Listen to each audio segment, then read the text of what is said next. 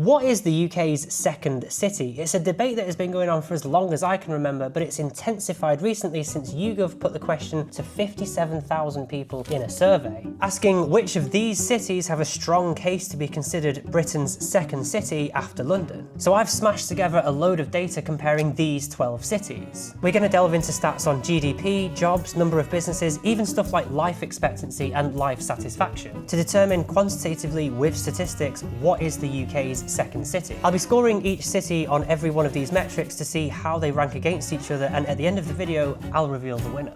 But before I delve into that, I should ask why any cities should care about being second in the first place. After all, there's no official second city designation in the UK and no political or economic benefits to be had from the title. Well, for nearly 2,000 years, London has been Britain's de facto megacity, the big dog. It's the home of government and monarchy, powers 1/4 of the entire UK economy, and is consistently rated alongside New York as one of only 2 Alpha++ world cities. And for at least the last 1,000 years, it's been orders of magnitude larger, head and shoulders above any other UK city. So second city is still a coveted title because with London being in a league of its own, second place still means that your city is the king of not London.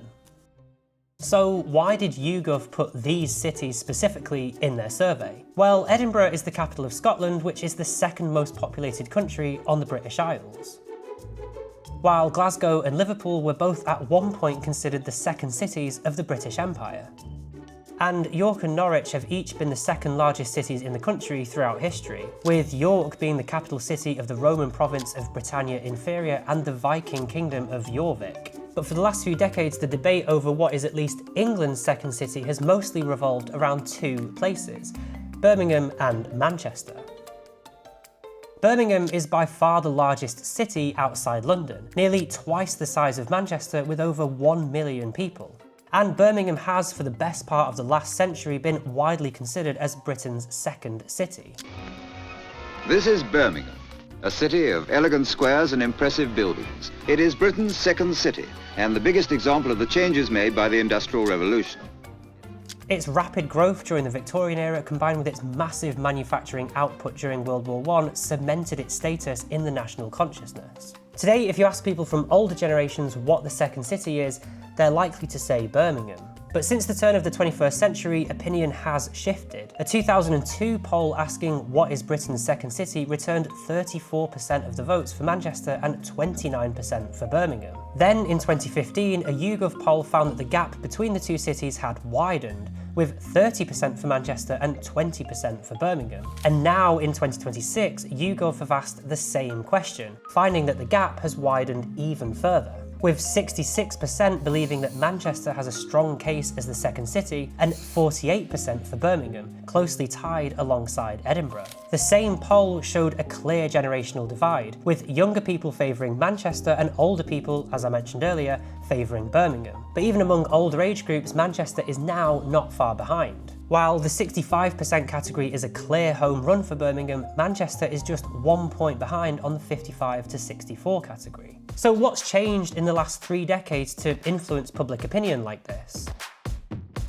Well, firstly, Manchester isn't half the size of Birmingham. What we're comparing there is city proper populations, and Manchester is a severely underbounded city. Take a look at this satellite image of Manchester. It looks like one city, but this is actually 2 cities and 8 other metropolitan boroughs. And that area, a county known as Greater Manchester, has a population of just over 3 million people. The city of Manchester, the bit with a population of 600,000 people, is this area, only taking in a small part of the overall urban blob. If we use this definition of Manchester, then Manchester United's own stadium isn't in Manchester, which is dumb. Manchester's boundaries are so ridiculous that while this building is in Manchester, this building isn't, despite both objectively appearing to be in the same city. And this definition of a city isn't exactly flattering for Birmingham either. For instance, it would mean that Birmingham's own airport, called Birmingham Airport, isn't actually in Birmingham. Again, dumb. So instead of comparing the actual cities of Manchester and Birmingham, proper statisticians compare their metropolitan areas, the whole urban blob surrounding each city. And both of them have populations of around 3 million people, the country's two largest urban areas outside London, making this whole second city thing a lot more complicated than it first seemed. So cards on the table, I'm a Manc. I've lived in London for 5 years now, but I was born and raised in Manchester. And I really like Birmingham. I'm literally planning a video on how much I like Birmingham, but it would be disingenuous of me not to mention that here. And that's why we're going to measure the 12 cities included in YouGov's poll based on these 13 metrics. And at the end of the video, we'll tot up which one ranks as the UK's second city after London. So starting with the basics, population. Now I know I mentioned comparing metropolitan populations instead of city proper, but I'm not entirely happy with that measure either. While using the city proper definition makes Manchester, for instance, underbounded, you could argue that using the metropolitan area is overbounded. It includes places like Bolton and Wigan, which really have their own things going on and don't necessarily vibe with being labelled as Mancunians. And the same is true of Birmingham's metropolitan area. It includes places like Coventry and Wolverhampton, which don't always enjoy being lumped in with Birmingham. In fact, they couldn't even agree on a Birmingham-focused name for this region, settling instead on a nebulous husk of a name, West Midlands. So instead, I'll be using Tom Forth's excellent population around a point tool, which measures the number of people living within 5 miles of a city centre. That means we get to see the population of the urban blob itself, regardless of invisible lines and political boundaries, meaning that we can compare each city like for like. So coming in at 12th place on this metric is York, with just under 200,000 people living within 5 miles of the city centre. Although it used to be Britain's second city and even the largest city in the country throughout the Viking era, that's definitely no longer the case. Then we have a sizable jump up to 11th place Belfast with 384,757 people. Cardiff is next with just over 400,000 people. Then Edinburgh, so that's all of the non-London UK capitals boxed off. Then Sheffield, Newcastle and Leeds sit between 8th and 6th place, followed by Bristol. Glasgow, Scotland's largest city, sits in 4th place. And into the top 3 is Liverpool with just under 750,000 people living within a 5-mile radius. Then Manchester and then Birmingham in 1st place. So it's indisputable that Birmingham is the UK's second largest city, but it's not quite twice the size of Manchester, as I've seen some people claim. Now, comparing the population of urban areas is one thing, but a metric that is often ignored is inner city populations, which I would argue is actually more important. A dense inner city population is generally essential for having a vibrant city. When we look at the world's most livable cities, time and time again, they're places that have a lot of density in their urban cores. So my next metric tightens that radius to just 2 miles. In 12th place, we again have York, followed by Liverpool in 11th place. Although I put the centre of the radius on Lime Street Station, it's likely that the incredibly wide River Mersey, which obviously has no one living there, would have contributed to Liverpool being further down this list than I would have expected. Then Newcastle, Belfast, Cardiff and Leeds jostle between 7th and 10th place. And in 6th place, with 146,000 people living within 2 miles of the core of the city, is Birmingham. So while Birmingham may have a massive, sprawling urban area, the actual number of people living in the urban core is comparatively small. And I definitely expect that to change over the next few decades as Birmingham is developing a lot of that derelict, underused land that surrounds its city centre. But nevertheless, this is where the city stands in the rankings today. Glasgow too, in 5th place, has a lot of developable land immediately surrounding its core. Sheffield then sits in 4th place, reflective of its dense inner city made up of tightly packed Victorian terraces. And in 3rd place is Manchester, which, like Glasgow, Liverpool and Birmingham, has a lot of developable land surrounding its city centre. And Manchester's made huge strides in recent years at developing a lot of this land, which may be why it slightly edges the competition. But the two cities in top place are Bristol and, with a huge gap, Edinburgh in 1st place. These two cities have always had large, dense inner city areas, particularly Edinburgh with its tenements and townhouses. Edinburgh was also the site of the world's first skyscraper, if you count a 7-storey building as a skyscraper, which in the 16th century they did. And that's why I think this is a more valuable metric of a city's success than just comparing urban or metropolitan populations. By focusing on core inner city populations, you draw out those places that feel more vibrant at city centre street level, which Edinburgh and Bristol absolutely do. And a big part of what makes a second city is how well known it is abroad. Cultural soft power is arguably more important than any of the other metrics mentioned here. Especially as second city is an unofficial title, it really comes down to personal knowledge and opinion. For instance, this survey asked 1,000 Americans to name 10 UK cities outside London. They named Liverpool the most with 15% of answers, followed by Manchester. And this correlates with a huge cultural output of these two cities, whether it's the Beatles or football or whatever. Then it's Leeds, Cambridge, Bristol, Wales, Oxford, Birmingham, Bath and Paris.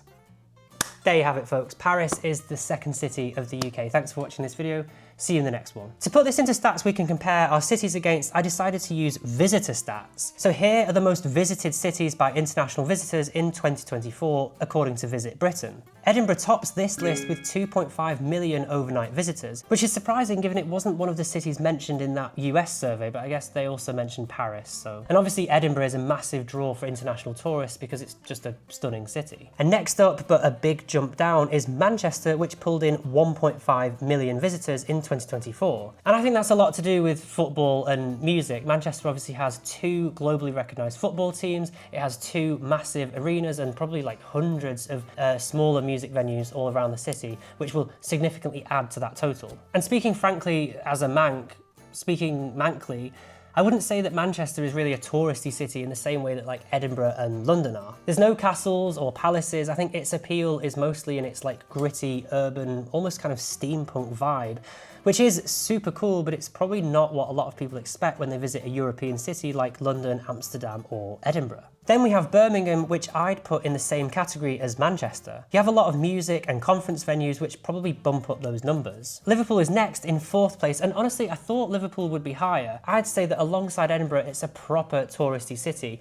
If you haven't been, you should definitely go to Liverpool because it'll absolutely blow you away. And then at the bottom there's Sheffield, Newcastle and Belfast, all of which deserve a lot more visitors. I did a whole video about why you should visit Newcastle, and you should go to Belfast just for the Titanic Museum. Okay, so next we're going to look at some economic stats. Please do bear with us here. I'm going to rattle through these as quickly as possible. Now I know a lot of you in the comments have suggested I should do Human Development Index or HDI instead of GDP when I do these sorts of videos, because I agree GDP is a terrible way of measuring a place's success.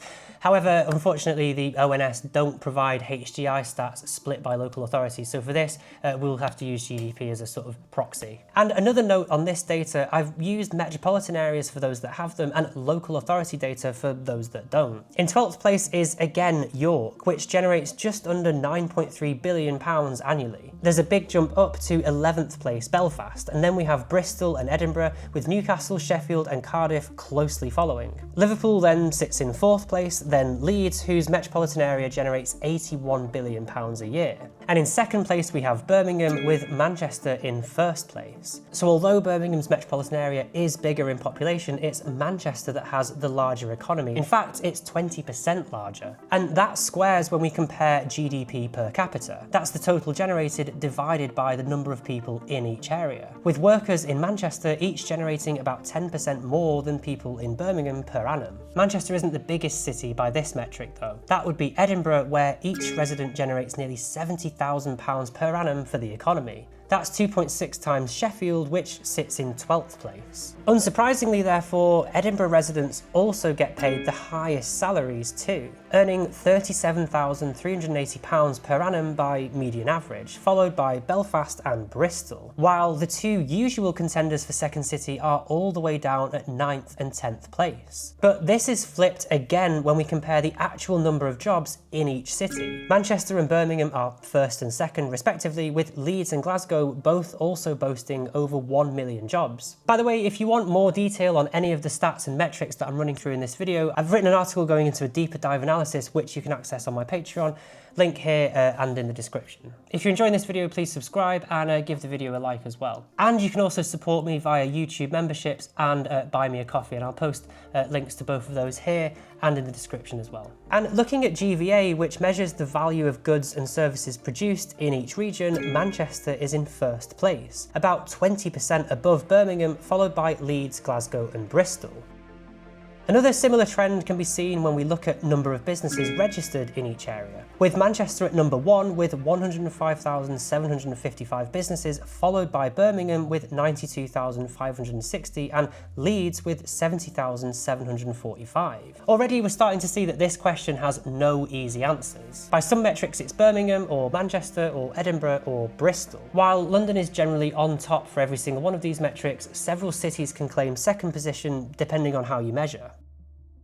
Alright, now that we've rattled through the economic stuff, let's focus on some more human aspects. The ONS collects data on life satisfaction and personal well-being. They survey people with 4 questions based on life satisfaction, anxiety, well-being and fulfillment. Respondents write their responses from 0 to 10 and then those answers are aggregated to produce this data. So 74% of people in Birmingham rate their life satisfaction as good or very good, placing it in first among our 12 cities. That's followed by Newcastle, Leeds and Manchester, which all scored above 70%. But even the cities at the bottom of the list, Cardiff, Bristol and Belfast, still have above 62% of people rating their life satisfaction as good or very good. On life expectancy though, these results get mixed up yet again. This time it's Glasgow that sits at the bottom, with an average life expectancy at birth of 78.2 years, followed by Belfast on 78.5 years. Liverpool, Newcastle, Manchester, Cardiff and Sheffield all have average life expectancies below 80 years. Only residents in Leeds, Edinburgh, Birmingham, Bristol and top place York can expect to live over 80 years of age on average. The OECD also measures cities globally using educational attainment, the proportion of people with higher education degrees per city, so I thought I'd include that here too. Here we see Edinburgh topping the list again, with 70.6% of residents holding at least a bachelor's degree. There's a big jump down to second place Bristol, with Glasgow and York in third and fourth place with over 50%. Sheffield, Newcastle and Belfast have the lowest proportion of residents with a degree, each between 38 and 39%. The OECD also uses business survival rate, which measures the percentage of businesses still alive 2 years after being set up. It's used as a good indicator of the strength of a local economy. Edinburgh yet again takes top place, with nearly 3/4 of new businesses surviving at least 2 years, followed by York, which also sits above 70%. They're followed by Glasgow and Manchester. All of our cities came pretty close though, within about 10 percentage points. But Birmingham occupies bottom spot with a 61.1% business survival rate, followed by Cardiff on 62.3%. Okay, so we've compared and ranked all 12 cities. Now it's time to see which city we're officially crowning as the UK's second city based on data and statistics. But before we do that, let's take another look at the results of that YouGov survey. Manchester is most heavily favoured, with 66% of people saying it has a fairly strong or very strong case to be the UK's second city. That's followed by Edinburgh on 49% and Birmingham on 48%. But they even split the answers by geography. Most people in Scotland rated Edinburgh as Britain's second city, except for people in this part of Western Scotland surrounding Glasgow who picked that city instead. Around the Midlands and mid-Wales, most people pick Birmingham. Again, that's their nearest city, so it makes sense. And in Liverpool, they picked Liverpool. There's a famous saying which is something like, if you ask people in Manchester what the second city is, they'll say Manchester. If you ask people in Birmingham what the second city is, they'll say Birmingham. If you ask people in Liverpool, they'll say London. So that checks out. Then Cardiff grabbed the most support in Wales, particularly southern Wales. Newcastle scored highly in northeast England and Bristol scored highly in western England. That said, Manchester seems to be the prevailing answer across the widest geographic spread. It of course gets the most support within Manchester itself and the areas surrounding it, but also across Yorkshire, East Anglia, the South Coast and London. Even in Cardiff, Bristol, Sheffield, Leeds, York and Newcastle, cities that are in the running for second city, most people voted for Manchester. I also asked my subscribers last week what you thought was the UK's second city and have counted up the responses. Some of you put forward more than one city, and in those cases I gave each city mentioned its own score. The results actually came pretty aligned to YouGov's scores, with Manchester in first place, followed by Edinburgh and then Birmingham. There were quite a few people saying Birmingham historically but Manchester now, which aligns with what I said earlier.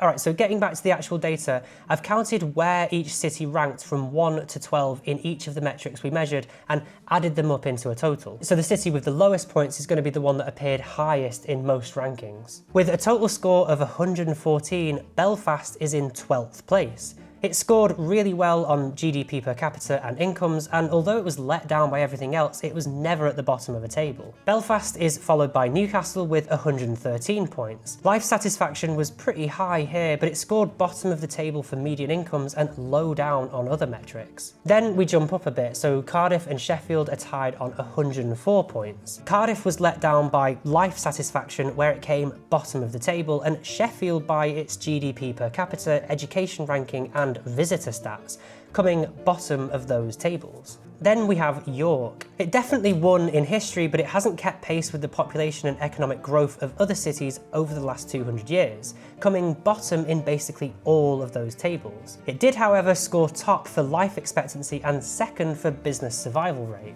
Then we jump again to Liverpool, which comes in 7th place with 86 points. Liverpool didn't come top or bottom in any ranking. Same for Bristol, which came 6th with 80 points. It scored second on life expectancy, education and inner city population, but its economy and overall size wasn't enough to outshine the other places. Then Leeds and Glasgow have similar scores. Leeds didn't get top or bottom in anything, but Glasgow came bottom for life expectancy. And then Edinburgh's in 3rd place. It did really, really well, coming first in tourism, education, life expectancy, inner city population, incomes and GDP per capita. But it was let down by its overall size, and even though it has a high GDP per capita, its relatively low population meant that this didn't translate into a high overall GDP or GVA. Which interestingly leaves the two cities that are most commonly put forward as the UK's second city, Birmingham and Manchester. And in first place with 46 points, it's Manchester. It scored highest in terms of economy, jobs and number of businesses. The worst score it got was 9th for median income, suggesting that a lot of that strong economy isn't filtering down into people's bank accounts. It was also let down by life expectancy, and there's a lot of data suggesting that income and health are linked, so there's no surprise that those two are quite correlated. And it's not even as close as I first thought that it would be. Birmingham got 60 points, so it scored well in terms of obviously overall population size, with over 1 million people living within a 5-mile radius, and life satisfaction was also highest in Birmingham. Where it fell down was its low productivity, having only the 7th highest GDP per capita, which, despite being a massive city, meant that its overall economy fell second behind Manchester's. If Birmingham was to improve its overall productivity and the productivity of its residents, it could probably easily leave Manchester in the dust. And incomes here are also relatively low, coming in 10th place on our ranking. And its business survival rate was also the worst of the 12 cities that we looked at. And again, I kind of think those two are like correlated. If you have a wealthy local population, that's more people to support local businesses, meaning that they fail less. For instance, Edinburgh came first place for average incomes, and sure enough, also had the highest business survival rate. But while Manchester wins by this measure, there's other ways to cut this data. For instance, if we count the number of times a city was ranked first on each of these 13 metrics, we see that Edinburgh cropped up 6 times, winning almost half the comparisons, followed by Manchester with 4. Birmingham then won 2 and York won 1. And if we then look at how many times a city won second place, Birmingham won that 4 times, followed by Bristol on 3 times, Manchester and Belfast twice, York and Newcastle once. So it really varies depending on how you measure and your own personal opinion, and where you live. It does seem like most people favour Manchester, and it did really well in the rankings. Although Edinburgh scored first on most of those metrics, and it's the capital of the second most populated country in the UK. And if we strip away the economic stats, life satisfaction, tourism and all that kind of stuff, and just focus on what is the second largest city after London, then it's clearly Birmingham. Okay, if you enjoyed this video, please leave a like. I'd love to know your thoughts in the comments. What do you think is the UK's second city? And don't forget to subscribe if you want to see more stuff like this. I absolutely love doing these kind of like data videos, so I'll definitely do more of them in future. And if you really want to support me, please do check out my Patreon and Buy Me a Coffee pages, and my YouTube membership page, which is super new. I'm not offering anything on there yet, but maybe I'll come up with some ideas in future, so feel free to check that out if you really want to support me. And also, please do check out my deeper analysis of all of this data and all of these metrics over on my Patreon page. Again, link here and in the description. Thank you so much to all of my incredibly generous supporters on Patreon and YouTube memberships and Buy Me a Coffee, as well as all of my subscribers. I'm on a mission to hit 50,000 subscribers by the end of the year, so if you can help me out there by clicking that subscribe button, it'll give me a load of endorphins and encourage me to carry on making more videos like this. Thanks for watching and see you in the next one. Then it's Leeds, Cambridge, Bristol, Wales, Oxford, Birmingham, Bath and Paris.